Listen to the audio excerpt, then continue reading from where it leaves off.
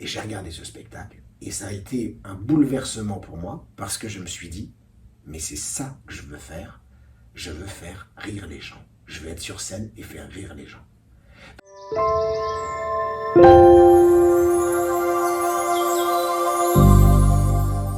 Bonjour à toutes et à tous, donc bienvenue pour ce nouvel épisode de la chronique de Ne laissez pas vos rêves sans surveillance, avec aujourd'hui un format un peu particulier, puisque pour la première fois, je vais recevoir quelqu'un dans Ne laissez pas vos rêves sans surveillance.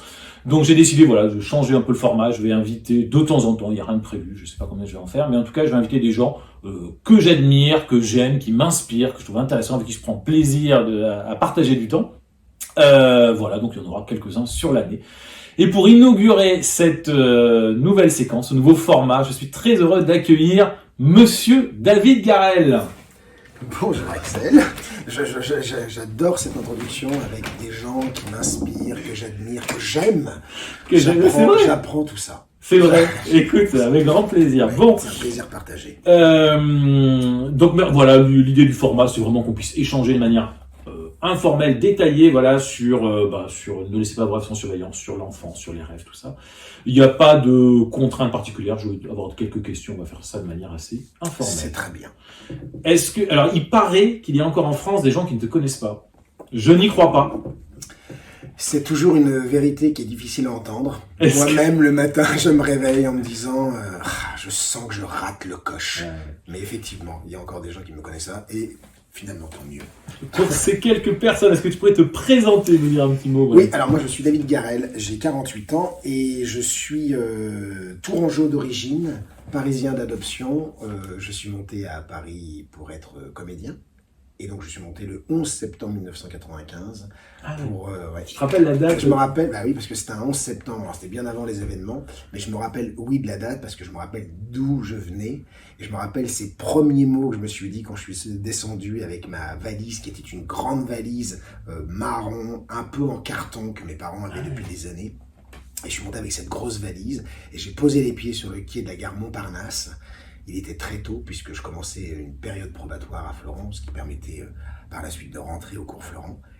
Et je posais le pied et je me suis dit, cette phrase du film, tu vas voir, c'est vraiment toutes les références, d'un film qui s'appelle, le nom m'échappe, avec Michael J. Fox. C'est un film de série B, mais vraiment sublimé par le secret de mon succès. Voilà. D'accord. Et je me rappelle que quand il arrive à New York, je crois, il dit cette phrase, à nous deux, New York, on verra qui des deux, on verra l'autre tapis. Lui qui venait de la campagne et tout ça. Et moi, c'était un peu ce schéma-là, moi qui venais du côté rural de la Touraine, cette petite ville de Chambray-les-Tours. Et j'ai posé ma valise. Déjà, j'étais content qu'elle tienne jusqu'à Paris, en me disant, à nous deux, Paris, on verra qui des deux, on verra l'autre tapis. Donc, je me rappelle très bien de cette date du 11 septembre 1995. Donc, t'es vraiment venu, c'est marrant, parce que moi, je suis exactement dans ce même schéma de... Moi, j'ai quitté Montpellier, je suis monté à Paris en me disant c'est là que ça se passe, tu vois. C'est marrant ce côté le provincial qui va dans la capitale parce que c'est là que ça se passe. Oui, et c'est là vraiment là que ça se passe parce que le théâtre, j'en faisais un peu en Touraine. Enfin, j'avais passé un bac à 3 arts dramatiques à l'époque. D'accord. Mais après, j'ai fait un IUT carrière sociale et derrière, je voyais pas vraiment comment faire du théâtre à Tours. J'aurais trouvé, mais je sais pas, il y avait quelque chose, effectivement, qui m'appelait à Paris de me dire, c'est là-bas, si tu veux le faire professionnellement, il faut que ce soit là-bas. Ce qui est faux, parce que j'aurais pu très bien le faire professionnellement en Touraine. Il y a un centre national dramatique qui est très bien. Il y avait des gens, Gilles Bouillon, des gens comme ça qui étaient formidables.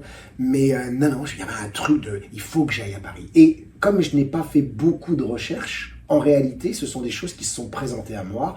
J'ai eu une conversation avec un monsieur du théâtre qui s'appelle Thierry Pyeongchong à Chambray-les-Tours, et c'est lui qui m'a parlé du cours Florent, parce que son frère avait fait les cours Florent, et il m'a parlé de ces cours Florent comme s'il y avait été, alors c'était que son frère, et c'était parti, et ça y est, le cours Florent, c'était parti.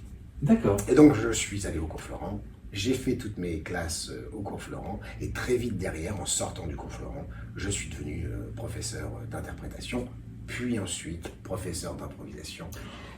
Professeur d'improvisation, fondateur du département improvisation à Florent. Oui, oui, t'as raison de préciser, fondateur du département. C'est toi qui l'as créé. Oui, complètement. C'est vrai qu'avant, il n'y avait pas d'improvisation au cours cours Florent et que j'ai eu cette opportunité de créer le département improvisation, enfin, qui au départ était un essai, une classe d'improvisation. Et puis, voilà, ça a fonctionné. Et ça a fonctionné quand même dans ce truc incroyable que je n'avais jamais fait d'improvisation de ma vie. Non. Mais non, j'avais jamais fait d'improvisation de ma vie, j'ai jamais appris l'improvisation. Et d'ailleurs, je me rappelle, quand on jouait de l'improvisation en cours, etc., j'étais pas forcément dans les bonnes rails parce que mon seul objectif, c'était de faire rire. Ah ouais. Donc, voilà, bien loin de ce que j'enseigne aujourd'hui. Et donc, c'était vraiment qu'un essai. J'avais vu 2 matchs d'impro dans ma vie, à Tours. Ah ouais. Et donc, c'est les seules références que j'avais. Je connais j'avais aucune référence d'improvisateur, de spectacle, rien de rien. Et j'ai commencé à enseigner l'improvisation. Pourquoi ? Parce que la seule chose que j'avais constatée, c'est que quand on faisait des improvisations en cours, j'avais remarqué que je comprenais pourquoi ça ne fonctionnait pas. En tout cas, en regardant mes camarades jouer, je me disais « Ah, mais je sais pourquoi ça ne fonctionne pas » ou « Je sais ce qu'il faudrait faire pour que ce soit mieux ». Et en fait, je suis parti sur cette conscience de me dire « Je sais ce qu'il faut changer ». Ah, j'ai compris. Une espèce d'intuition, quoi, tu le sens. Exactement, exactement. Et donc d'ailleurs, c'est ce qui vaut encore aujourd'hui que quand je rencontre des gens qui font de l'improvisation depuis très longtemps, qui ont véritablement la sémantique, le langage des improvisateurs, moi je suis encore vachement vierge par rapport à ça. C'est-à-dire que je me souviens d'une fois, la première fois que j'ai entendu parler de triangulation, que je me demandais, on était en plein spectacle et j'avais un copain qui disait « Pas trop de triangulation, pas trop de triangulation » et tout le monde a fait « Ah oui, d'accord ».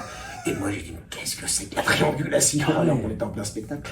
Donc, voilà, et il y a plein de choses comme ça où j'ai pas vraiment encore la sémantique. Mais par contre, effectivement, on parle le même langage, même si on n'a pas les mêmes mots. D'accord, ok, super.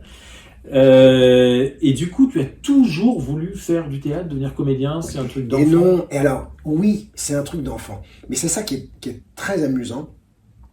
J'ai voulu faire comédien, je crois, aujourd'hui, avec le recul et la maturité, j'ai voulu faire comédien, je crois, par défaut. Quand j'étais en 4e, un vendredi soir, mes parents sortent, et j'étais encore assez jeune, 4e, toi je devais avoir 13 ans, 14 ans, et je devais garder mes 2 petites sœurs. Ils n'allaient pas loin, mais et je sentais bien qu'il y avait cette petite responsabilité, je sentais bien que mes parents n'étaient pas tout à fait... serein, tu vois, tout en étant rassurant, mais serein de cette première fois, sans babysitter, tu t'occupes de tes petites sœurs. Et moi, j'avais des maths à faire. En 4e, monsieur Van Velde m'avait donné des maths à faire, c'était des figures géométriques. Et j'avais le droit, du coup, de regarder la télé. Comme je gardais mes petites sœurs, j'étais autorisé à regarder la télé un vendredi soir. Et j'avais regardé TF1, et sur TF1, en 1987 ou 88, je ne sais plus, passe le spectacle de Michel Leb à l'Olympia 1984. Ah ouais. Ouais.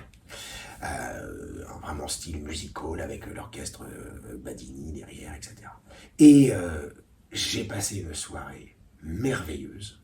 Moi qui n'étais pas très bon en maths et encore moins en géométrie, mon vieux, là j'avais compris il y avait que 3 formes à colorier, donc ça a été très très vite. Et j'ai regardé ce spectacle et ça a été un bouleversement pour moi parce que je me suis dit, mais c'est ça que je veux faire. Je veux faire rire les gens. Je veux être sur scène et faire rire les gens. Donc, c'est parti de là. Tout est parti de là, finalement. Tu sais tu vois précisément le moment, entre guillemets, où ça a basculé. Ah oui, complètement. Et je suis arrivé le lendemain matin, en retard. D'ailleurs, moi qui n'étais jamais en retard. Je suis arrivé à la bourre en maths. Et je suis rentré dans la salle. J'étais dans une spirale, j'étais dans un truc. Je suis allé devant mon copain qui s'appelle Vincent Lobel. On a des petites tables et je me mets devant lui et je lui dis « Vincent, je sais ce que je vais faire de ma vie. » Et lui, il était là en train d'écrire et on était en plein cours. Et il me fait « Oui, bah, tu vas me le dire à la récré, un peu paniqué. » Et je dis « Non mais Vincent, je sais ce que je vais faire de ma vie. » c'est important quoi. Mais c'était hyper important. Et M. Van Velde fait « Bon, David, à ta place. » Déjà que j'étais en retard. Et j'ai dit 2 petites secondes. Et moi qui n'étais pas du tout insolent, qui n'était pas du tout... Il y avait un côté, rien ne pouvait m'atteindre. Tu pouvais me coller, tu pouvais me faire ce que tu... Là, il fallait que je le dise à mon pote. Et je lui avais dit, je vais faire rire les gens. Et oui, ok. C'est parti de là. Mais pourquoi je dis que tout est parti de là? C'est qu'en réalité, pourquoi je dis que c'est par défaut?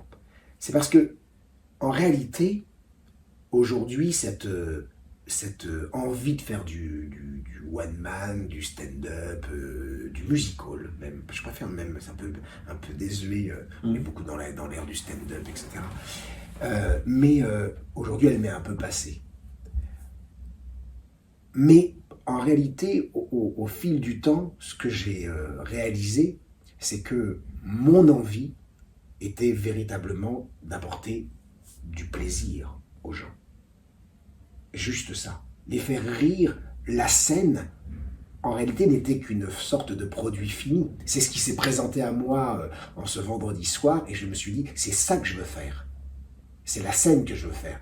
Sauf quand je l'analyse aujourd'hui, mon plaisir est de donner du plaisir, de donner des choses qui rendent les gens heureux. Et si c'est le rire, tant mieux, puisque c'est quelque chose qui me fait assez bien de ma nature, mais ça peut être plein de choses. D'accord. Est-ce que ça veut dire que finalement tu as dépassé ce côté un peu être sur scène, être dans la lumière, un peu un trip un peu d'ego, tu vois, les artistes aiment. Quand t'es artiste, on a tous un peu besoin d'être aimé, d'être reconnu, d'être. Moi, je ressens pas. Je pense que j'ai besoin d'être aimé, même si j'ai jamais manqué d'amour. Je pense que. C'est bien pour ça que je t'invite. Ouais, c'est vrai. Non, mais c'est vrai que je manque pas d'amour pour le peu. J'ai pas non plus, je crois, un gros ego. J'en ai comme tout le monde, mais j'ai pas un gros ego. Et aujourd'hui, j'ai cette chance de jouer régulièrement. Je joue pas tout le temps, mais je joue régulièrement. Et ça me convient très bien. J'ai pas ce manque. D'accord. Tu vois, quand je suis sur scène, je me dis pas ah là là là là, dire que ça se termine, ça y est, il va falloir que j'attende une semaine, 15 jours, longtemps pour. J'ai pas ce manque-là. Ah d'accord. J'ai pas ce manque-là parce que finalement je donne beaucoup de cours. Et en fait j'adore ça, j'adore cette notion de transmettre. Et donc, j'y trouve Tu vois, je me suis toujours dit, si demain je devais décrocher quelque chose d'incroyable, un gros projet, un gros truc, je crois, quoi qu'il en soit, qui me ferait partir de Florent, ou enfin qui m'accaparerait beaucoup plus de temps, je crois que je garderai, quoi qu'il en soit, toujours un groupe à qui je pourrais transmettre. D'accord. Ah ouais, comme une sorte de... c'est finalement presque mon terreau de base aujourd'hui. Et puis quand j'analyse ma vie, je me dis, dans tous les boulots que j'ai faits, loin du théâtre, il y a toujours un moment où j'ai appris et après j'ai transmis, tout le temps. Ah ouais. Ouais. On m'a formé en tant qu'animateur, par exemple, quand j'étais plus jeune, que je faisais des centres de loisirs, etc. Et à un moment donné, c'est moi qui formais les autres. Quand j'étais au cinéma, on m'a appris à vendre des billets de cinéma, etc. À un moment donné, je me suis mis à former les autres. Quand je faisais de l'animation, d'écouter d'anniversaire à Paris, etc. Au départ, on m'a appris. Et à un moment donné, c'est moi qui étais en charge de former les autres. J'ai toujours été dans ce truc de la formation, finalement, de former. Ouais. D'accord, d'échanger, de transmettre. Ouais. Tu vois, c'est marrant, je pense qu'on a des profils un peu similaires parce que moi aussi, tu vois, j'ai évidemment la formation, j'adore ce côté transmettre et je me faisais exactement la même remarque il n'y a pas longtemps que finalement, si un jour mes bouquins se mettent vraiment à marcher, je pense que je continuerai à faire la formation. Tu vois, j'aime ce côté où tu es en salle, où tu sens que tu débloques des trucs, les gens sont heureux. C'est ça. Et justement, comme moi aussi, comme toi, je fais aussi de la formation en entreprise, etc. Et ça, je trouve qu'en parallèle de tous les cours que je peux donner, d'improvisation que je peux donner à Florent, c'est alors vraiment le degré encore plus de... Là, on parle d'ego, mais en termes de retour sur investissement, si je devais prendre un terme purement économique, c'est incroyable. Ouais. C'est-à-dire qu'en l'espace d'une formation de 3 heures, tu viens de dire le mot débloquer, mais c'est vraiment ça. C'est-à-dire que tu as des gens, dans le cadre d'un team building tout à fait classique, juste de chercher de la cohésion de groupe, tu as des gens, ils sont différents après 3 heures. D'un seul coup, ils viennent te voir, ils te disent merci, ça fait tellement du bien. Et tu as l'impression que leurs poumons, ça s'est ouvert. Je trouve que c'est un impact direct. Et je trouve que dans ce genre de formation, justement, pour revenir au one-man show ou au seul en scène, l'animateur de ces formations, en tout cas moi tel que j'anime, il y a quand même ce côté vraiment un peu chaud. Un petit peu. Non, mais t'as raison. Moi, j'adore, je joue beaucoup là-dessus parce que c'est quelque chose qui me va bien. Et donc, finalement, ce besoin d'être sur scène pour faire des blagues, des sketchs, des choses comme ça, aujourd'hui, il m'importe moins. D'accord. D'une part parce que je me suis rendu compte que j'avais jamais grand-chose à raconter. Ouais, bah finalement, enfin, quand je vois tous les artistes, je les écoute, je les regarde, etc. Mais je me dis que voilà, ils savent prendre un segment qui n'est pas le mien, voilà, sur lequel je vais sourire, que je vais rire, mais finalement, c'est pas le mien. En revanche, je n'ai pas tiré un trait sur l'idée d'être seul en scène pour raconter une histoire. D'accord. Ça, j'adore. Ah ouais. Ouais, de plus en plus. Et pas forcément uniquement faire rire, pas de la blague comme ça. Non, pas du tout. Raconter une histoire. Non, même, j'ai presque envie de dire, la blague comme ça, aujourd'hui, ne m'intéresse quasiment plus. Mais raconter des histoires, ça, j'adore. Et donc, il y a deux choses dans lesquelles je voudrais me diriger. C'est effectivement l'écriture de ça, mais moi, je ne sais pas écrire. Donc, je ne sais pas écrire comme j'aimerais pouvoir écrire. Ça s'apprend. Ça s'apprend, sans doute. Ouais. Moi, je suis convaincu, ça fait plus de 10 ans que je fais des formations, tout s'apprend. Tout, tu peux apprendre à faire n'importe quel sport, quelle discipline artistique, tu peux apprendre à être comédien, ça s'apprend. Ouais. Parce il faut accepter, comme au théâtre, la première fois que tu montes sur scène, tu fais un truc désastreux, quand tu commences à écrire, tu relis le truc, tu te dis, bon, moi je me suis toujours dit, tiens, j'aimerais être Paul Auster, voilà, et puis quand tu commences, la première fois que tu relis ton truc, c'est un désastre, il faut s'accrocher. Voilà. Ouais. Se dire, je suis pas Paul Auster, peut-être je le serai jamais, mais voilà, donc je t'encourage évidemment à... Après, j'aurais pas de soucis, j'aime bien l'écriture de mon épouse, par exemple. J'aime bien sa forme, j'aime bien son style. Donc j'aurais pas du tout de mal à me dire qu'elle puisse écrire une histoire que je jouerai. Ah, d'accord. J'ai pas du tout je n'ai pas non plus ce besoin de me dire, non, il faut que ce soit mes mots. Il faut que ce soit mes mots, mes idées. Non, quelqu'un comme mon épouse qui me connaît merveilleusement bien pourrait tout à fait écrire quelque chose. Ok. Donc il y a ça. Et puis le deuxième, c'est quelque chose vers lequel j'essaie je me tourne là, et pour l'instant, ça n'a pas porté ses fruits, mais je vais y arriver. Ce serait le doublage. Pas forcément le doublage de film. Ah ouais. Ouais, pas forcément le doublage de film, encore que ça, je pense que ça m'éclaterait vraiment de le faire. Mais tu sais, les livres audio. Ah, yes. Je crois que j'adorerais me retrouver seul avec mon micro et à lire un livre qui sera après écouté par des gens. Ah, excellent. Ouais. Excellent. Donc voilà, c'est mes prochains... D'accord. Prochain truc vers lequel... Prochain projet, ce serait un peu cela, ouais. Très bien, super. Moi, j'adore les artistes parce qu'il y a toujours 50 000 projets, ça part dans tous les sens.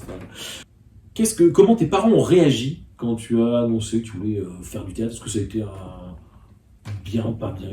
Non. J'ai des parents qui sont très ouverts.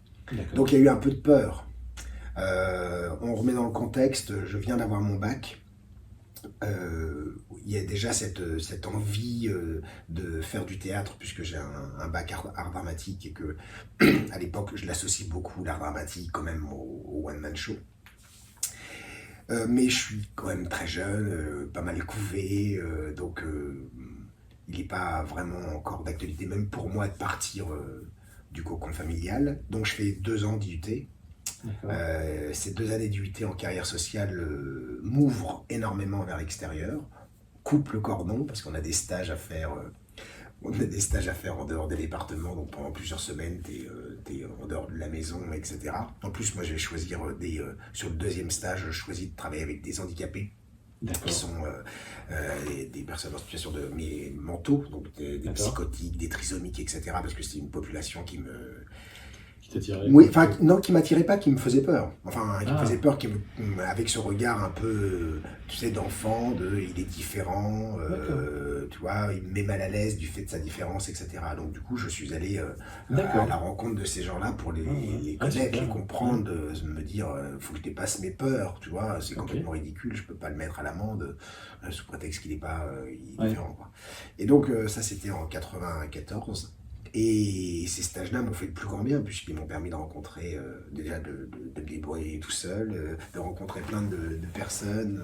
Voilà, donc ça c'était très bien. Et quand je suis sorti d'IUT, après, j'étais prêt à monter à Paris. Et donc en fait, le dernier stage que j'ai fait à Coulennes, dans la banlieue du Mans, à côté du circuit des 24 heures du Mans.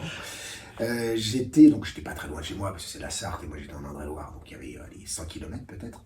Mais ce dernier stage, c'est là où je rencontre ce fameux Thierry Tchonchong dont je parlais tout à l'heure, où j'ai une conversation téléphonique d'abord avec lui dans une cabine téléphonique. On est au mois de février, il fait -2, je me pèle, et je suis avec ma carte bancaire, et parce que je paye avec ma carte bancaire, et je suis dans cette cabine téléphonique, il n'y avait pas de portable, tu vois. Donc je me pèle le fion, c'est un truc incroyable.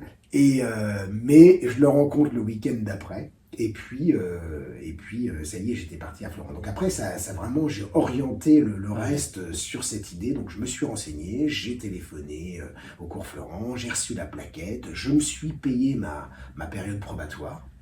Non pas que mes parents ne voulaient pas, mais j'avais travaillé pour mettre de l'argent de côté, et pour moi c'était important de pouvoir me la payer. D'accord. Et c'est vrai que je ne sais pas trop ce que pensait mon père, parce que mon père n'est pas un grand bavard, mais ma mère, je sais qu'elle aurait voulu que je continue dans cette veine de carrière sociale. Je ne sais pas si elle aurait voulu que je continue vraiment sur cette veine-là, ou si elle aurait voulu que je reste un peu encore à Tours, tu vois, je ne sais pas trop, mais il y avait ce truc, et derrière, ce qui s'ouvrait à moi après l'IUT, c'était l'ITS, c'était l'Institut du travail social. Et moi, j'y allais régulièrement à l'ITS parce qu'il y avait une très belle bibliothèque dans une chapelle, etc. Mais c'était l'endroit le plus glauque de la Terre. Et à chaque fois que j'allais là-bas, j'y allais pour des besoins de mémoire, de trucs. Et je me disais, mais je vais dépérir. Mais c'était horrible, je te jure. J'en avais presque la boule au ventre de Et je me souviens de ma maman qui m'avait dit un jour, mais t'es sûr que tu vas pas continuer à l'Institut du travail social? Je fais, mais maman, mais non. Mais pas du tout. Et il y a eu l'intervention de mon oncle, le plus jeune frère de ma maman, qui lui était sur Paris, qui était à l'époque régisseur, théâtre, tout ça. Et qui a dit mais faites confiance à David, si c'est vraiment ce qu'il a envie de faire, il faut lui faire confiance, parce que c'est bien. Donc ils n'étaient pas réticents, mais ils avaient des angoisses de parents de voir leur premier, puisque je suis l'aîné d'une famille de 3, partir. J'avais 21 ans, ce qui n'est pas trop jeune non plus, mais il n'y a aucun artiste dans ta famille, t'es pas issu de ce milieu, quoi. Non, je suis pas du tout issu de ce milieu. Non, je suis issu d'un milieu à la fois ouvrier, si je pense à mon papa qui travaillait dans une société de mécanique de précision, et puis administratif, et la ferme, puisque ma mère vient d'une famille de terriens, propriétaires terriens, donc voilà, non, on est loin. T'as pas grandi dans ce milieu. Ah non, et puis c'est davantage dans la musique, parce que pour le peu, du côté de ma maman, tout le monde est musicien, ils sont tous musiciens, ils jouent de la musique, quand on fait des repas de famille, il y a toujours de la musique. Voilà. Donc ça aurait été été davantage sur cette voie-là. Sauf cet oncle qui était donc lui régisseur pour les théâtres. D'accord, c'est drôle ça. Voilà. Parce que tu vois, moi je m'étais fait la remarque, on précise pour nos milliers de spectateurs, on a travaillé ensemble, c'est toi qui as mis en scène ma pièce comme un lundi il y a quelques années. Que j'ai adoré. Moi j'ai adoré. Quel souvenir, c'est dommage. J'ai adoré ce projet.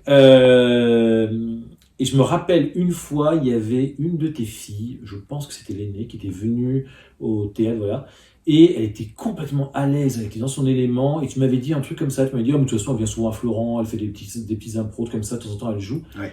Et je me suis dit, c'est dingue, elle va grandir dans ce monde, dans cet univers, et moi je suis convaincu que l'environnement joue énormément. Bien sûr.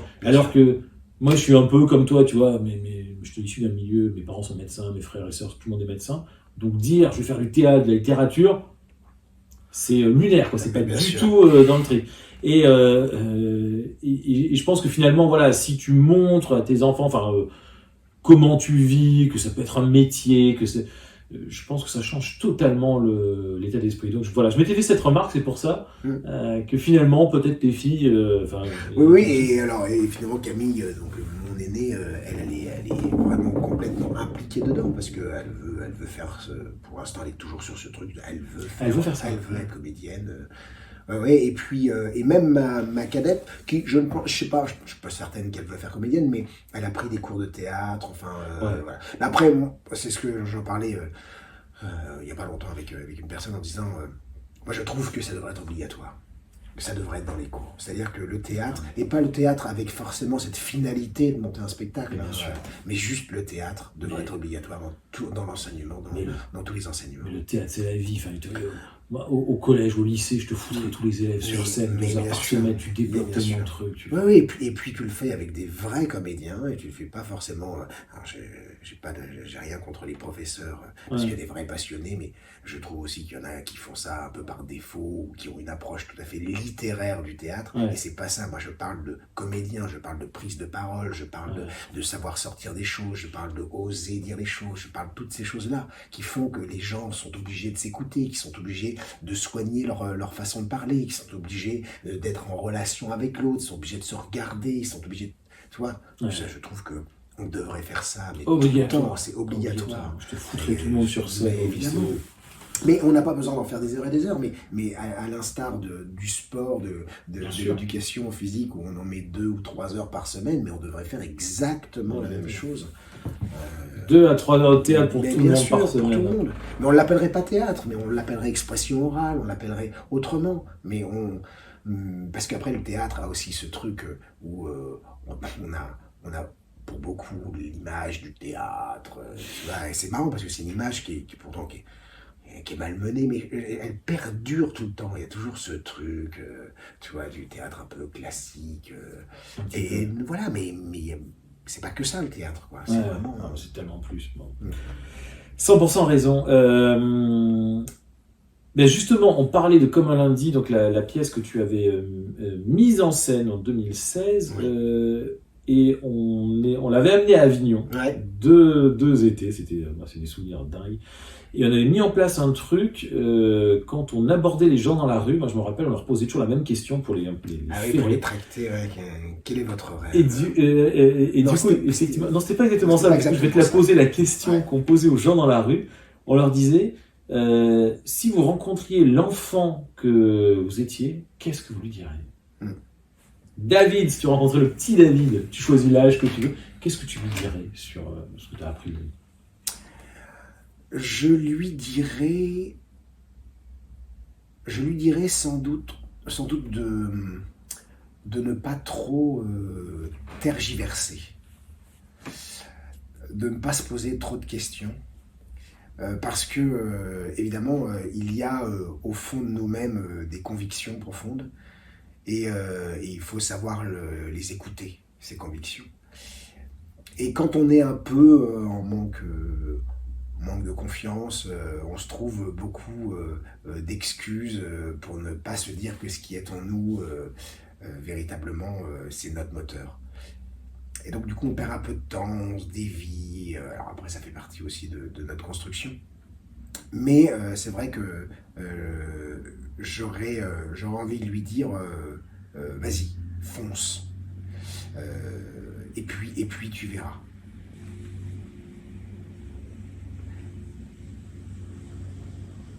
Non, et puis il y a un côté, j'aurais envie de lui dire à ce petit David,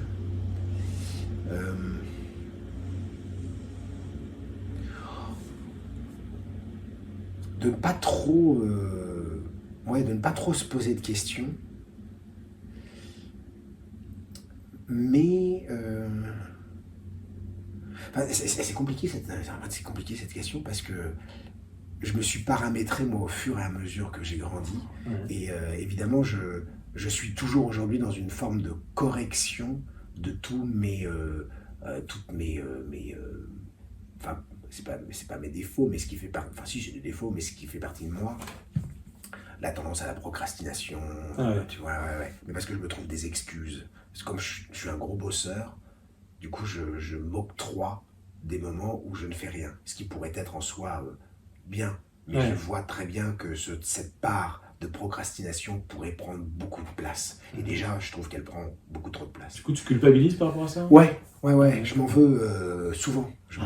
Oui, parce qu'en fait, pendant des années, j'ai beaucoup travaillé, vraiment. Et aujourd'hui, j'ai acquis de l'expérience qui fait qu'il y a plein de choses sur lesquelles j'ai moins besoin de travailler. Donc j'ai plus de temps. Et ce temps-là, j'ai plein de trucs, parce que comme j'ai toujours plein d'idées Donc il y a plein de trucs que je pourrais faire. Et parfois, je perds du temps à procrastiner. Et quand je dis procrastiner, c'est vraiment, tu perds ton temps, quoi. C'est pas un temps de réflexion. Je culpabilise pas à me mettre sur mon canapé et à ne rien faire. D'accord. Parce que c'est ma tête qui prend le relais, et puis parce que c'est un temps de réflexion, un temps où je vais me poser, ça me plaît bien. Mais les temps où je vais être par exemple sur mon smartphone que j'aime comme je déteste et que je vais tomber sur un truc, tu sais ce qu'on appelle les réels, sur Insta par exemple, et puis t'en vois un, et puis t'en défiles un autre, et puis un troisième, et puis tu passes 2 heures, et au bout de 2 heures tu fais, alors ça, le trou noir du temps, quoi. Ça c'est un truc qui c'est terrible. je me mettrais des beignes, tu vois, vraiment je me mettrais des beignes. Donc voilà, donc j'aurais cette petite tendance-là. Donc j'aimerais mettre le petit David en garde là-dessus. Mais j'aurais pas grand-chose à lui dire parce que finalement, j'aime assez bien sa trajectoire à ce petit David. Ce qu'il a fait. D'accord. Il a fait ses erreurs, mais ses erreurs ont été des erreurs qui ont été, je trouve, constructives parce que ça l'a formé. Et j'aime bien le David d'aujourd'hui, de ce qu'il devient, et vers quoi il va tendre. Voilà. Donc moi, je pense qu'il y a un truc, je me rappelle quand on posait cette question à Avignon, je pense que, en gros, là, ce que tu viens de dire, c'est vachement bien parce que ça veut dire que tu es assez aligné avec toi-même. Ah oui. Moi, je me rappelle, notamment, il y avait Julien Gortina, on avait tracté plusieurs fois, il y avait un type qui lui avait dit, limite, il s'était mis à pleurer. Ah oui. Et il lui avait dit, moi, je dirais... au petit enfant que j'étais, ne grandis pas, c'est nul la vie. Ouais. Et en fait, c'est quand même terrible. Ouais. C'est-à-dire que je trouve ça quand tu es dans cette perspective à dire, si je revoyais l'enfant, je lui dirais, mais tu vois, la vie c'est abominable. C'est que vraiment, tu t'es laissé entraîner par le fil du courant et tu es peut-être passé un peu à côté de oui, qui tu es vraiment. Mais c'est pas facile parce que je trouve que il faut du temps pour apprendre à se connaître et il faut du temps pour accepter d'être qui on est. C'est jamais facile de se dire, moi, je sais que je suis un glandeur, par exemple. Ce qui n'est pas mon cas, hein, je dis par exemple, hein, mais je dis, voilà, c'est pas facile. Moi, j'aime pas quand je constate que je procrastine, j'aime pas me dire, putain, merde, je procrastine. D'accord. Tu vois, j'aime pas ça. Donc, je fais attention à ça. Mais en fait, quand tu disais, oui, t'es assez aligné, oui, je pense que la maturité a fait que je suis assez stable. Et d'ailleurs, je le vois sur plein de choses, même sur ma position physique. Ah ouais. Je sais que j'ai aucun mal à être face aux gens, les bras le long du corps. Posé, je suis très ancré. Et donc, du coup, j'ai pas de... Voilà, je constate que ouais, je suis assez ancré, je suis assez en ligne avec ma pensée. Okay. Non, c'est bien. Ouais. Super. Parce que moi, c'est vraiment des questions qui me travaillent, tu vois, sur comment tu te respectes en passant l'âge adulte, comment tu trahis un petit peu. On peut jamais totalement... Non. Je pense que t'as personne qui se respecte à 100%, t'as jamais personne qui se trahit totalement. Ouais. On navigue tous un peu à vue. Bien sûr. Oui, puis heureusement, parce que ça voudrait dire qu'on aurait une sorte de total contrôle sur soi, et moi, les gens qui sont total contrôle me fatiguent profondément. Mais non, mais tu vois, quand c'est trop contrôlé, c'est pas grave. Moi, j'aime avoir ces failles, j'aime avoir ces moments où j'aurais pas dû faire ça et je l'ai fait, et derrière, je me dis, la boulette. Mais ouais, mais c'est pas grave. Pour revenir sur le monde du théâtre, est-ce que tu es toujours fasciné par le monde du théâtre, par le milieu, juste voilà, pour donner un élément, moi je vois les premières fois où j'ai commencé à prendre des cours de théâtre, voilà, une des premières fois, d'ailleurs je crois que c'était avec toi. Avec le stage d'impro. Alors 26-27 ans, plutôt tard. J'ai fait des petites choses avant, mais jamais autant. Et je me rappelle à chaque fois, et je garde ça, quand je rentre dans un théâtre, je suis fasciné. Des trucs tout bêtes, tu vois, je me revois au passage vers les étoiles, visitant les coulisses, les loges, la scène, tu vois, je peux pas entrer dans un théâtre sans aller sur scène. C'est un truc qui me fascine. Et même je vois, par exemple, pour les festivals d'Avignon, évidemment, le plus intéressant, le plus kiffant, c'est d'être sur scène, c'est de voir le spectacle, de voir le résultat. Mais même, moi, tout le reste m'éclate, tu vois, porter les caisses, déplacer les décors, faire les réglages lumière avec Manu, tout ça me fascine, c'est un univers Et donc, je voulais savoir si toi, après des années de cours où finalement tu passes beaucoup de temps, que ce soit à Florent ou dans d'autres théâtres, sur scène, est-ce que tu es encore amoureux du théâtre? Alors je suis toujours amoureux du théâtre et je me dis toujours, j'ai beaucoup de chance. Quand je joue Colors, par exemple, et sur ces dernières années, on a fait plusieurs théâtres. On avait quitté le gymnase pour après au théâtre Michel, la Pépinière, les Mathurins. On est revenu au gymnase. Et je me disais à chaque fois que je rentrais dans un nouveau théâtre, je me disais, mais quelle chance j'ai de jouer dans ces théâtres-là. Donc il y a toujours le côté un peu sacré. Et d'une manière générale, comme toi, je suis père de 3 enfants et donc pas l'occasion de sortir toutes les semaines, aller au théâtre et tout ça. Donc quand on va au théâtre, il y a toujours un côté ce soir on va au théâtre, donc il y a toujours cette même excitation. Et je trouve ça juste joli quand tu rentres dans une salle, il y a tous ces gens qui sont là et puis il y a cette espèce de cérémonial qui se met en route où tout le monde va se taire petit à petit, et puis le rideau va s'ouvrir, les lumières et tout ça. Et je trouve ça, je trouve que c'est toujours des moments assez magiques. Enfin, en tout cas, c'est quelque chose dont je me lasse pas. Donc oui, je suis toujours amoureux de ça, mais aujourd'hui, encore une fois, ça revient à ce que je disais tout à l'heure, avant, applaudir, je disais souvent ça quand j'allais au théâtre avec mes parents notamment, applaudir était quelque chose pour moi de compliqué parce que c'était très frustrant. Parce que j'applaudissais, évidemment, j'applaudissais pour féliciter ce que j'avais vu, etc. Mais c'était très frustrant parce que c'était pas moi qu'on applaudissait. Tu vois, parce qu'à l'époque, je ne montais pas sur scène ou très peu sur scène, et donc j'avais ce besoin-là. Aujourd'hui, je suis totalement capable d'aller au spectacle et sans ressentir ce truc de pourquoi pas moi. Au contraire, aujourd'hui, je me nourris vraiment de tout ça. Le dernier spectacle que je suis allé voir au théâtre, c'était Édouard Baird dans au théâtre Antoine, les tribulations d'un homme pressé, un truc comme ça. Okay. J'ai adoré ce spectacle. Ah ouais. Ça faisait hyper longtemps. J'aime beaucoup Édouard Baird. Mais j'ai adoré ce spectacle parce que ça correspond vraiment à tout ce que j'aime. Alors évidemment, c'est Édouard Baird et j'ai presque envie de dire, ça fait partie de ces gens qui font des choses qui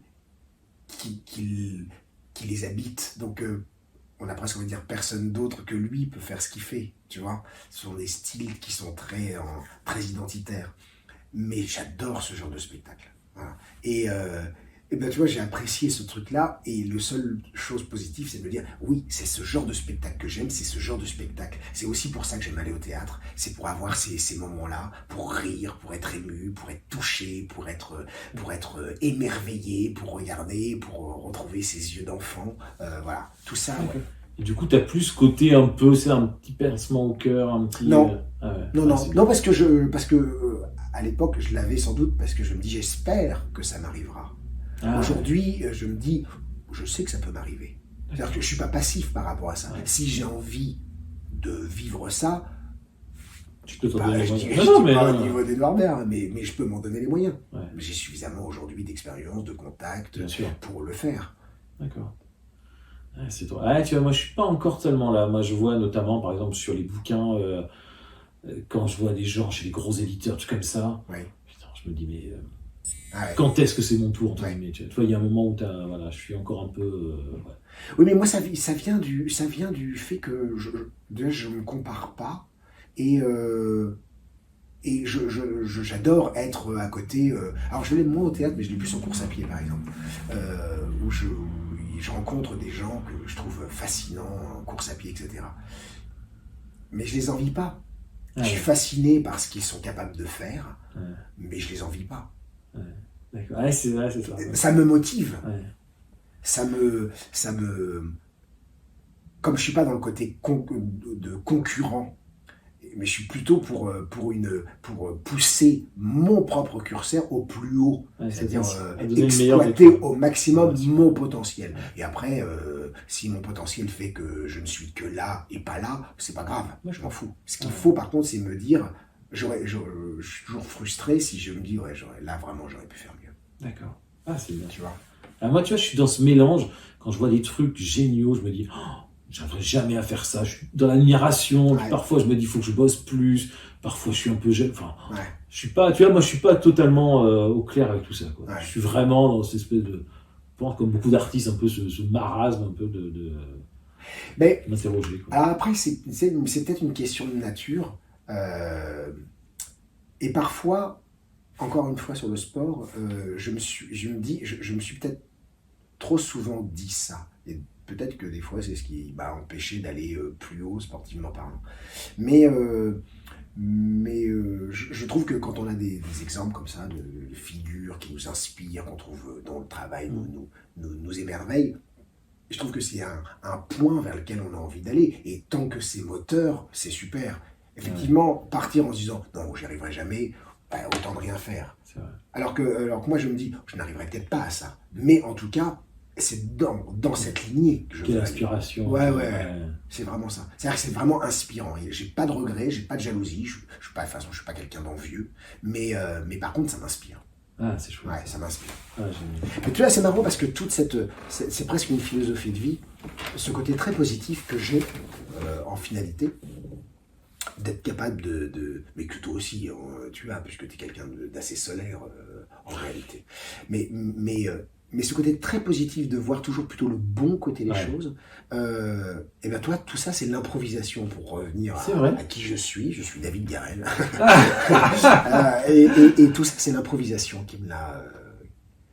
Donc ouais. en fait, l'improvisation, au-delà simplement de partir sur un truc un peu fou qu'on confie une classe alors que j'avais jamais fait d'improvisation, en fait, cette rencontre avec l'improvisation a été véritablement pour moi un chamboulement dans ma vie. C'est-à-dire que on parlait d'ancrage, etc.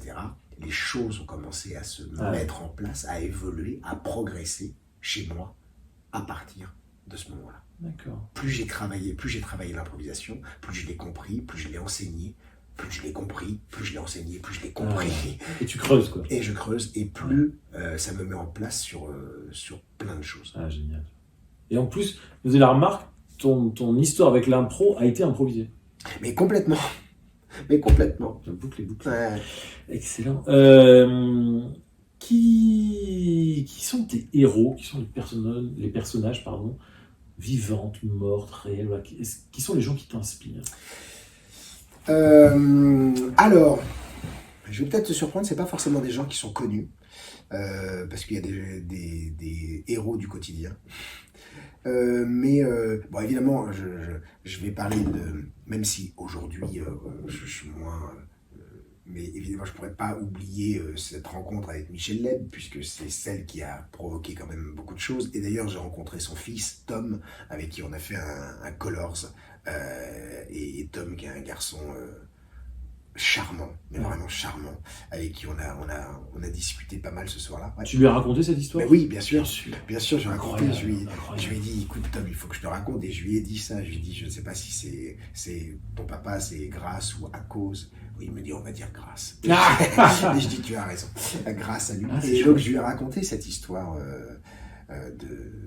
voilà, Michel Leb, que j'ai rencontré à plusieurs reprises d'ailleurs. Ah, je savais pas. Suite à ça, je me souviens plus si je lui ai raconté cette histoire, mais en tout cas, je lui ai déjà dit plusieurs reprises que c'était grâce à lui que je faisais ce métier. Ouais, super. donc, bon, voilà, alors aujourd'hui, moins évidemment, mais il y a quand même ce point de départ. Et après, il y a beaucoup alors encore une fois, parce que je fais beaucoup de parallèles avec, hein, mais ceux qui m'inspirent et qui me motivent, c'est aussi des gens du sport. Ah ouais? Ah ouais. Moi, je suis un passionné de sport. Ouais. Je crois que ça dépasse même les émotions que je ressens quand je suis traversé par quelque chose. C'est même mes plus grosses émotions sont sportives. Quand toi, tu les as vécus, les événements sportifs, ou quand tu les regardes? Quand je les regarde. Moi, devant l'exploit sportif, je pleure très facilement. Ah ouais? Ah ouais. Incroyable. Ah ouais. Et donc, parce que derrière, je trouve, et je pleure devant ces hommes et ces femmes qui sont pleins de convictions et qui vont au bout de quelque chose. Mais ça peut être le monde du sport, parce que je le côtoie beaucoup et je le regarde beaucoup et j'aime le sport. Mais ça peut être aussi juste des parcours de vie de gens. Toi, Etchebest, le cuisinier, j'adore sa trajectoire. Je parle pas de son émission,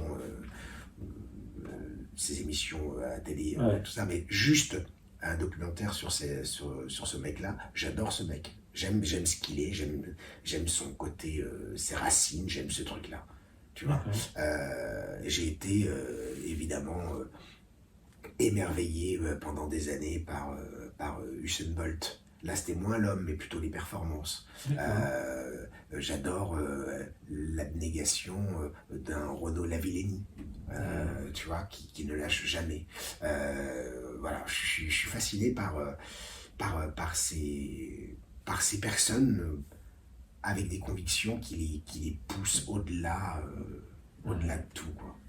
Ah, c'est chouette, ça, c'est beau. Hein. Donc, et puis après, c'est des héros du quotidien, mais ouais, dans mon entourage, j'ai des gens que j'aime ce qu'ils sont parce qu'ils font les choses avec simplicité et c'est des modèles, tu vois. Je me dis, mais oui, des gens qui sont capables de te dénouer des situations que toi, tu n'arrives pas à dénouer parce que tu y mets trop d'importance, tu y mets trop d'enjeux, des moments où tu n'arrives pas à prendre suffisamment de hauteur et qui d'un seul coup te disent, bah non, mais si tu regardes ça, tu te dis, mais oui, bien sûr, toi, t'as le truc. Et voilà, je suis fasciné par ces gens qui ont cette capacité à prendre de la hauteur et ce dont je m'entraîne, vraiment à essayer de relativiser. Je suis beaucoup moins stressé d'ailleurs. J'étais pas non plus un garçon qui était très stressé, mais aujourd'hui il y a plein de choses où je me dis ça c'est marrant parce que ça il y a quelques années tu te serais stressé pour ça et avec la maturité. D'accord. Ouais. D'accord. Ah oui. Ah c'est chouette ça. Moi pour aller un peu dans ton sens, je trouve qu'il y a des moments effectivement, notamment en termes de comment dire sportifs. Qui me touche, c'est pas forcément uniquement les victoires. Tu as parlé de Lavillenie. Moi, je revois, je crois que c'était au Brésil quand il avait fait deuxième. Et en fait, c'était un Brésilien qui avait gagné. Bien sûr. Et tout le stade avait sifflé Lavillenie. Tu te rappelles de ce je me rappelle très très bien. Ça avait fait un tollé et puis derrière il s'était réconcilié devant les caméras pour montrer qu'il n'y avait pas d'animosité. Mais effectivement, parce que Lavillenie avait été... comme il était champion olympique sortant, puisqu'il avait gagné le titre en 2012, en 2016 à Rio, il était grandissime favori parce qu'en plus il était en train de monter en puissance et effectivement il s'est fait battre par ce Brésilien et à chaque fois qu'il va pour sauter, le stade le siffle et donc du coup il le prend super mal parce qu'on n'est pas dans l'esprit, tu vois. Et en plus ce Brésilien qui a eu le mérite de sauter, il a fait une carrière, aujourd'hui on n'en entend plus parler, c'est-à-dire qu'il a fait une carrière extrêmement éclair, tu vois. Il a sorti le saut. Mais c'est ça aussi qui est... On va pas... Évidemment qu'on se dit, mais c'est pas juste par rapport à... Ouais, mais en même temps, tu vois. Non mais toi, voilà, tiens, je parlais des gens qui m'inspirent. En ce moment, je suis très... je regarde beaucoup le trail. D'accord. Et parce que je trouve que le trail, c'est gens qui vont au bout d'eux-mêmes et tout ça. Et donc j'ai suivi sur cet été les courses de François Daen qui va s'aligner sur la diagonale des fous et Kylian Jornet. Et Kylian Jornet, il est légendaire comme Daen parce que ils ont fait des courses incroyables. Bon ben voilà, je regardais leurs courses et je trouvais ça fabuleux de jusqu'où ils sont capables d'aller. C'est ces gens où à un moment donné tu dis bon ils sont finis et ils ne sont jamais finis. C'est les Nadal, alors Federer a annoncé hier que ça y est il allait mettre fin à sa carrière alors que moi j'étais toujours en me disant il va revenir, il va encore gagner un titre du Grand Chelem. Je ne veux pas que ces héros-là s'en aillent, tu vois. Je veux, tu vois, un Nadal me fascine. Je suis pas fan du jeune Nadal mais je suis fasciné par ce mec où tu te dis ouais non là il n'y arrivera plus et il y arrive encore et il est encore capable de gagner des Grands Chelems. Fascinant, ça me fascine, je me dis, mais ils sont magiques. Et j'adore la nouvelle génération, c'est pas. Mais il y a un moment donné, j'ai envie que ces héros vieillissants restent à jamais des héros, quoi. Ah ouais. C'est associé à des parts de la vie, peut-être. Ouais, et puis Federer, je sais pourquoi j'aime, c'est que j'aime profondément. Je suis pas un joueur de tennis, mais je regarde beaucoup le sport en général et donc le tennis en particulier. Et j'aime son jeu. Là, pour le peu, j'aime la fluidité de son jeu, l'élégance de ce joueur, etc. Mais j'aime ce trio Djokovic, Nadal, Federer, où on les enterre tout le temps en disant ouais, et puis non, finalement, tu regardes les derniers grands chelems, c'est toujours les mêmes qui gagnent, quoi. Ouais. Je trouve ça fabuleux. Je suis d'accord avec toi. Moi, il y a un truc qui me fascine, c'est je me demande comment ils font pour avoir encore faim, encore l'envie. Enfin, tu vois, tu gagnes une fois Roland Garros dans ta vie, bah tu peux prendre ta retraite, c'est fini, quoi. Non, mais tu vois, à la limite, tu gagnes une fois les 4 tournois du Grand Chelem. Ok, mais les mecs, ils en ont gagné 20, et ils sont encore sur le cours. À laisser leur trip en disant il faut que je gagne, comme s'ils jouaient leur vie. Les mecs, ils n'ont plus rien à se prouver, ils sont déjà entrés dans la légende. Je suis allé à Roland Garros l'été dernier, il y a une statue de Rafael Nadal dans le stade. Une statue, tu le vois en train de faire son coup droit. Le mec n'a plus rien à se prouver. Et pourtant, il entre sur le terrain, quel que soit le match, il va mourir sur le terrain plutôt que de laisser un point. C'est quand même, c'est des états d'esprit un peu particuliers. Je trouve ça fabuleux. C'est fascinant. Ça me fascine. Donc voilà, moi je regarde tout ça avec frisson sur mes soirées où je fais des petites insomnies. Je regarde ça, je regarde des exploits sportifs et je pleure. Je pense qu'il y a un truc un peu similaire dans ce côté-là. Alors je sais pas si on peut dire performance, mais en tout cas besoin entre le sport et le côté artistique. Oui. Moi, je fais beaucoup de parallèles entre le sport et parce que je trouve qu'il y a beaucoup de similitudes. Et là, je parle pas en termes de performance, je parle en termes de préparation. Et puis de la même exigence. Donc, effectivement, si moi je devais commencer à jouer en me disant à la fin, bon, on verra bien, comme je pourrais courir en disant, je terminerai, quoi. Toi, je le ferai plus. Ah ouais. Non. T'as besoin d'aller au bout, quoi. Ah oui.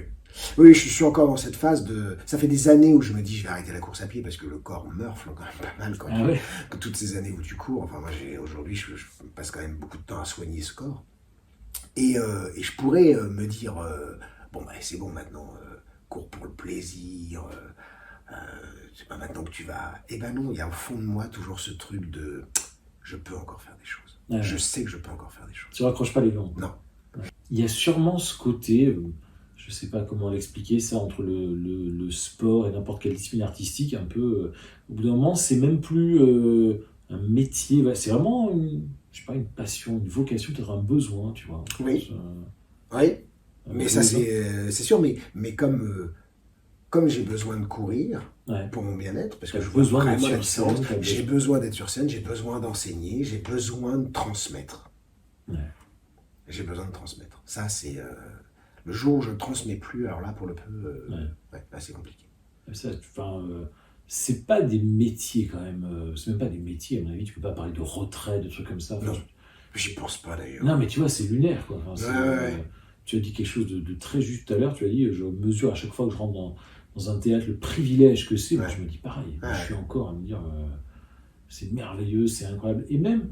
Je vois, alors je fais moins de théâtre en ce moment, mais par rapport à l'écriture, je suis un peu sur ça aussi. Moi, mes potes me disent souvent, tu vois, quand je leur dis, en ce moment, j'arrive pas à écrire, je suis pas content de ce que je fais, c'est dur et tout. Les potes me disent, écris pas, fais autre chose. Enfin, tu vois, t'es chez toi, tranquille. Et en fait, non, je pense que au bout d'un moment, c'est un besoin, quoi. Ouais. T'as besoin de te mettre...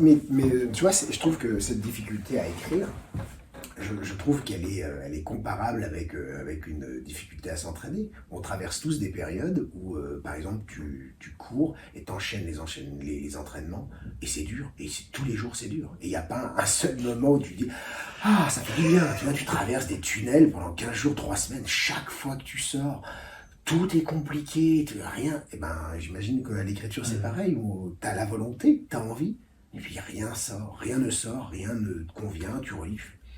Non, ça ne va pas.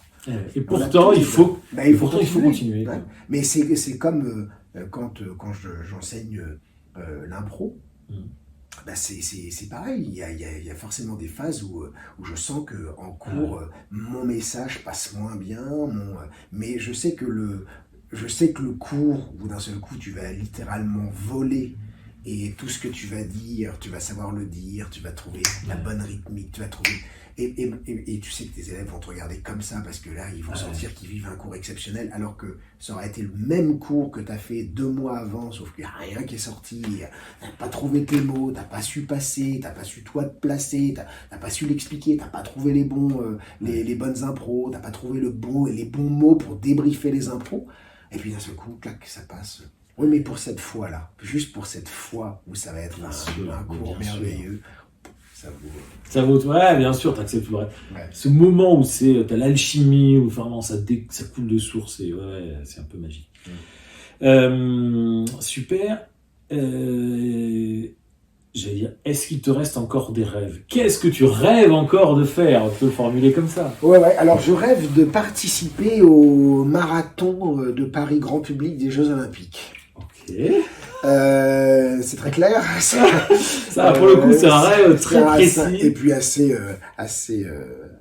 prochain, puisque 2024 va arriver assez vite. Comme tu le sais, les Jeux Olympiques à Paris, et puis il y a ce marathon au grand public. Et donc, il faut avoir son dossard. Et pour avoir son dossard, il y a des opérations qui sont mises en place. Ouais, vraiment. Je sais pas parce que j'allais dire, moi j'avais des copains, on pensait le faire, je me suis pas du tout renseigné. Ah si. Et donc je me suis inscrit l'année dernière, je crois il y a 1 an, au club Paris 24, je crois, Paris 2024. Et en fait quand tu marches, quand tu cours, quand tu nages, ça te rapporte des points. Et il faut que tu atteignes 100 000 points. Et quand tu as 100 000 points, avant 2024, quand tu as 100 000 points, tu peux être tiré au sort pour avoir ton dossard pour le marathon olympique grand public. D'accord. Et moi, c'est une année importante, c'est 2024, les Jeux Olympiques, je pense qu'auront lieu l'été, donc ça sera l'année de mes 50 ans. Ah, en plus, oh là là. Donc j'adorerais pouvoir participer à ce marathon grand public. Ouais. Je vais tout faire pour. Alors sur les points, pour l'instant je suis un peu à la bourre parce que là, comme je me suis arrêté pendant 5 mois, j'avoue que j'ai pas marqué beaucoup de points. Mais bon, vu la fréquence que j'ai, normalement je devrais avoir assez de points. Mais après c'est encore un tirage au sort. Alors là le tirage au sort, je sais pas, j'ai jamais été très chanceux au jeu, donc je sais pas si j'arriverai. Mais bon, il y a peut-être d'autres opérations pour gagner son dossard, mais je me débrouillerai. Mais je veux faire ce marathon. Ça te fait bien de me le dire. Écoute. Ouais, en moins de 3 heures. Et je veux le faire en moins de 3 heures. Alors, ça c'est mon petit challenge perso. Bah oui, parce que courir des marathons en moins de 3 heures, ça pour le peu, je l'ai déjà fait encore l'an passé à cette période où j'ai couru Paris en moins de 3 heures. Mais forcément, là, j'avance, tout est toujours un peu plus difficile. Et voilà. Et en même temps, ma fille m'a dit qu'elle voulait courir un marathon avec son père. Donc, j'ai pas le droit de raccrocher parce qu'elle ne peut pas courir tout de suite vu qu'elle n'a que 13 ans. Elle ne pourra jamais courir avant 18 ans. Voilà, donc comme elle veut courir un marathon avec son papa. Ça, tu vois, pour rebondir sur ça, moi je suis convaincu d'une chose, c'est que nos enfants, on les élève simplement en vivant avec eux.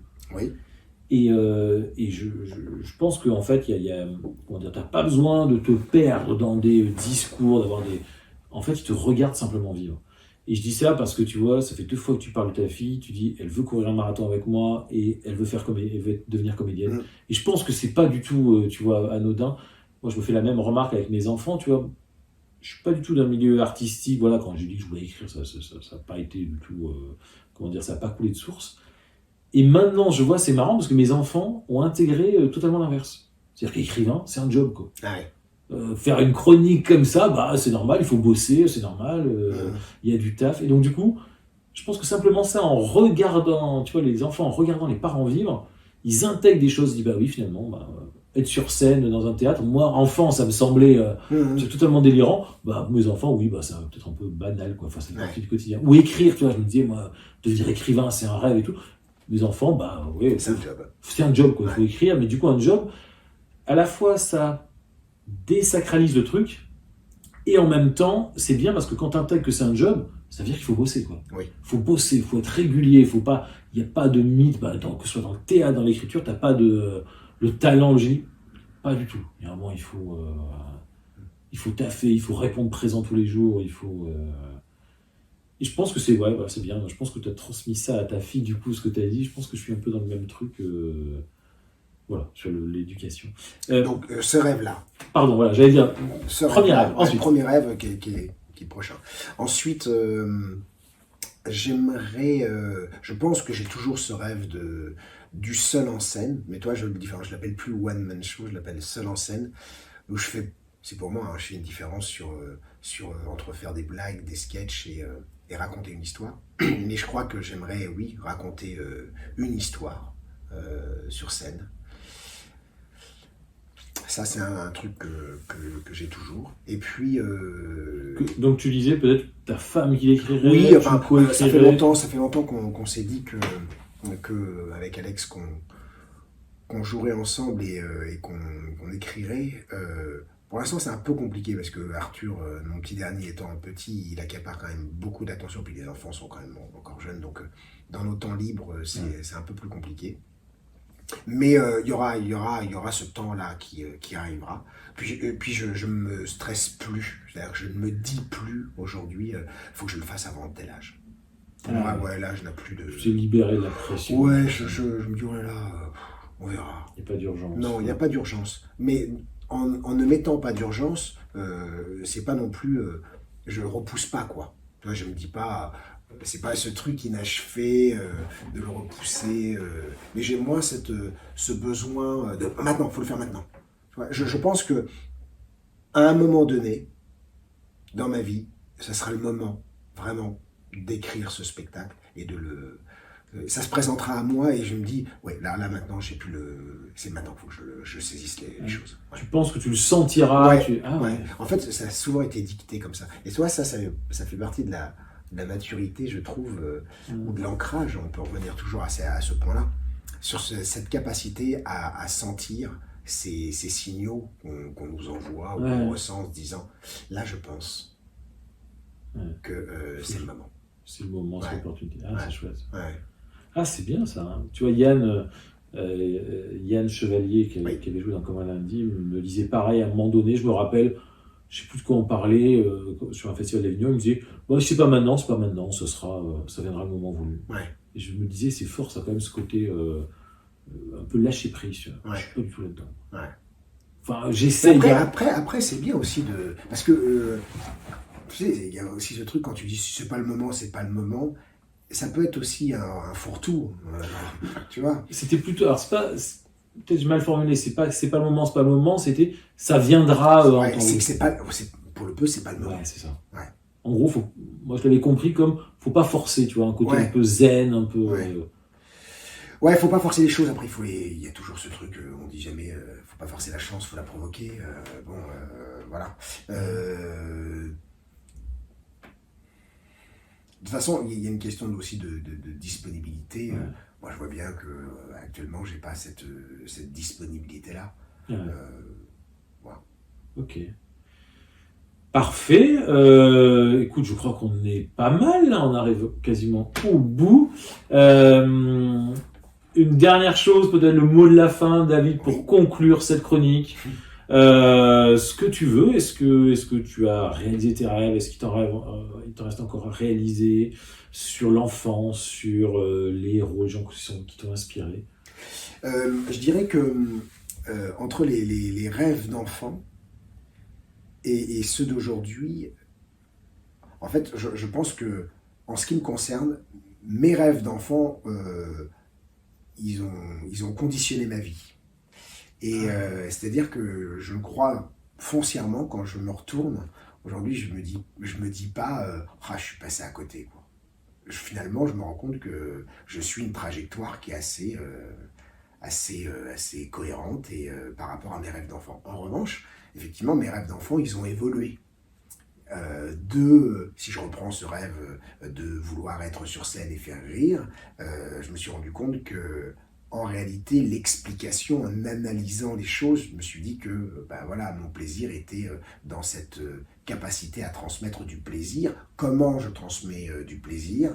Oui, ça peut être par le rire, en faisant une bonne blague, en racontant une belle histoire, etc. Mais ça peut être juste en donnant quelque chose à quelqu'un qui va lui faire du bien. Et juste ce plaisir-là me suffit. Et donc, je trouve que mes rêves d'enfant ont quand même bien évolué pas par défaut, ils ont bien évolué parce que j'ai su au fil du temps analyser, savoir exactement ce qui me comblait le plus, ce qui me satisfaisait le plus. Donc ça c'est une chose. Il y aura toujours chez moi, je pense, pendant encore quelques années, cette volonté d'aller toujours plus haut personnellement. Et c'est pas pour me mesurer aux autres, surtout pas, mais pour moi, me dire que oui, je veux, à quel que soit mon âge et quel que soit ma capacité physique, intellectuelle, etc., je pense que j'ai cette volonté de vouloir être toujours au mieux du mieux. Voilà, il y a cette... comment je peux progresser, comment intellectuellement je peux progresser, qu'est-ce que je dois mettre en place pour mieux comprendre les choses. À quel moment je me dis, là David, tu régresses, entre guillemets, c'est-à-dire à quel moment je m'inscris dans un schéma où je vois bien que ce schéma va pas me satisfaire. Il est facile parce qu'il est facile d'accès, c'est facile de ronchonner, c'est facile parce que ça fait du bien, mais c'est pas ça qui va m'élever. Donc, qu'est-ce qui va m'élever ? Un bon livre, un bon auteur, compréhension, l'empathie, de mieux comprendre, d'être plus à l'écoute des autres. C'est ça qui va m'élever. Et pareil pour le corps. Mon corps est ce qu'il est, avec ses souffrances. Qu'est-ce que je fais pour l'écouter ? Comment je peux le faire progresser ? Comment je peux continuer à l'exploiter à son maximum, mais sans le mettre lui en péril et qu'il me lâche à 60 ans quand j'aurais certainement pas envie qu'il me lâche. Enfin, ouais, toi, il y a vraiment cette conscience-là. Et je trouve que, voilà... Et cette conscience que, au fil du temps, elle me pousse vraiment à toujours faire attention à tout ça, puis même, la sensibilité. Il y a un débat qui est sans fond, mais par rapport à la planète, etc. Toi, je suis allé aux États-Unis cet été, et je suis revenu de ce voyage en me disant, mais c'est pas possible, quoi. Ce pays, c'est pas possible. Alors, je pense que c'est pas un pays qui me correspond, mais de ce que j'ai vu, je me dis, mais... on parle de préserver la planète, mais on n'est pas tous logés à la même enseigne. Je veux dire, à un moment donné, on n'a pas tous la même conscience, tu vois. Et donc, il y a vraiment cette... plus je grandis, plus je veux aller vers une simplification des choses, des choses plus simples, plus pures. Voilà, un apaisement, une sérénité. Et ça passe par... vraiment par ce qui me comble, le fait de transmettre, le fait de jouer, le fait de faire du sport, le fait de donner autour de moi, tout ça. Mais ça passe aussi par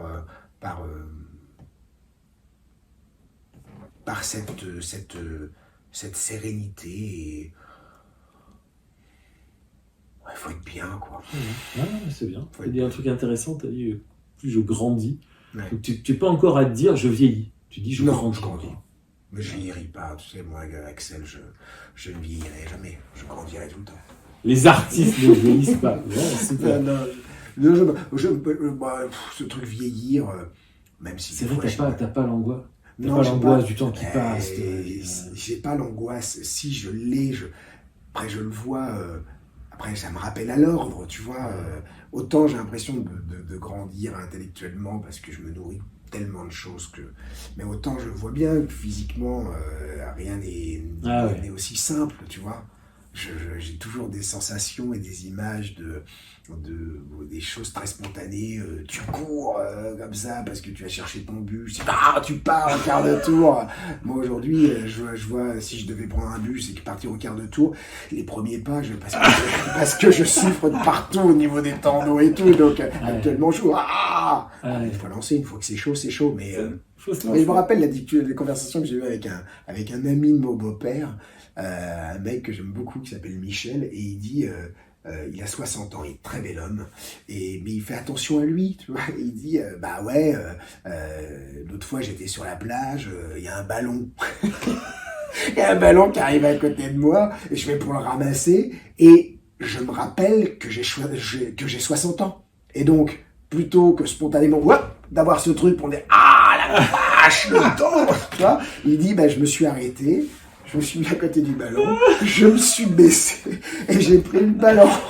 Et je me suis dit, c'est génial parce que... C'est tellement ça. Mais ouais, mais parce que moi, j'ai encore ce truc de très spontané. Je suis dans je suis vraiment dans cet âge, là, 48 ans, je suis dans cet âge où j'ai encore cette espèce de fraîcheur, cette spontanéité de ouais, je tac tac, et puis finalement de rappel à l'ordre de ah, ça coince, tu vois, et de me dire ah ouais, merde, ça coince. Ah, c'est ça. Tu vois. Ah, c'est exactement.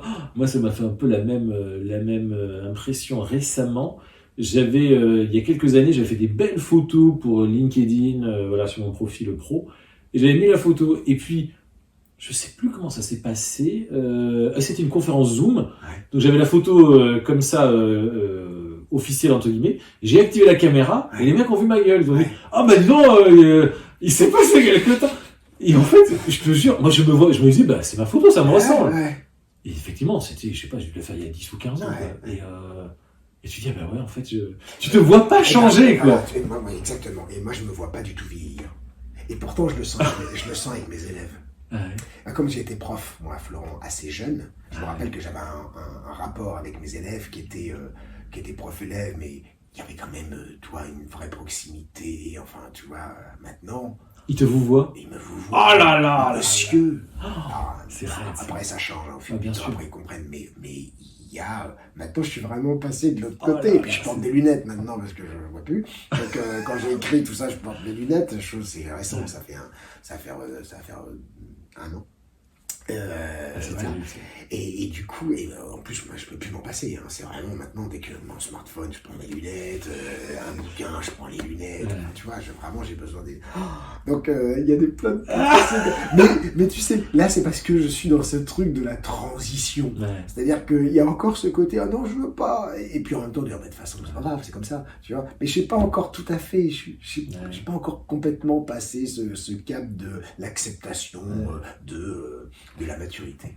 Mais je trouve qu'il y a un côté un peu touchant, enfin tu vois, même si on est sûrement un peu ridicule à faire ça, à se dire bah finalement t'essaies de te raccrocher, puis finalement tu dis bah qu'est-ce que tu veux. Oui, mais et puis c'est pas grave, et puis c'est pas grave, et puis c'est bien aussi de vouloir retarder l'échéance, enfin tu vois, chacun fait ce qu'il veut, mais moi je sais que je suis de ce tempérament où bah ouais, tant que je peux arriver à faire ça, à être plus performant là-dessus, ben je le ferai, tu vois. Et puis quand je pourrais plus, ben je pourrais plus, tu vois. Mais non, j'ai ce côté quand même un peu, je suis pas un garçon sage, hein, donc non. Derrière le côté très ancré qui paraît tout à fait tu sais, on parle là, je suis vraiment très le mot extrémiste fait toujours un peu peur, mais oui, enfin tu vois, je vis intensément les choses, donc je suis parfois un peu... t'as encore le petit David qui est là. Oui, ouais. C'est pour ça que mon fils qui me ressemble beaucoup m'épuise, parce que il est en train de me montrer exactement ce que je pouvais être quand j'étais petit, puisque mes parents m'ont beaucoup raconté que je bougeais tout le temps, que à peine il me posait et qu'il se demandait toujours où j'étais, enfin tout ça, et je me rends compte qu'avec Arthur, c'est pareil. C'est épuisant. Bon, super. Écoute, David, merci beaucoup pour ton partage, ta générosité. Moi, j'adore échanger avec toi. J'adore ton enthousiasme, ta passion. C'est vraiment hyper agréable. Merci beaucoup. C'était passionnant. On va faire le mot de la fin. Voilà. Merci beaucoup. Il y aura sûrement d'autres formats comme ça. Je vais inviter d'autres personnes. Il y a d'autres personnes que j'aime. Quoi? Vous n'hésitez pas à vous abonner à la chaîne, à liker, laisser des pouces en l'air. Je vous lis, je vous réponds avec beaucoup de plaisir. Un nouvel épisode de la chronique comme d'habitude, 3 fois par semaine, pardon, le mardi, le vendredi et le dimanche. Bonne nuit les mangeurs d'étoiles. Merci David. Beau clin d'œil.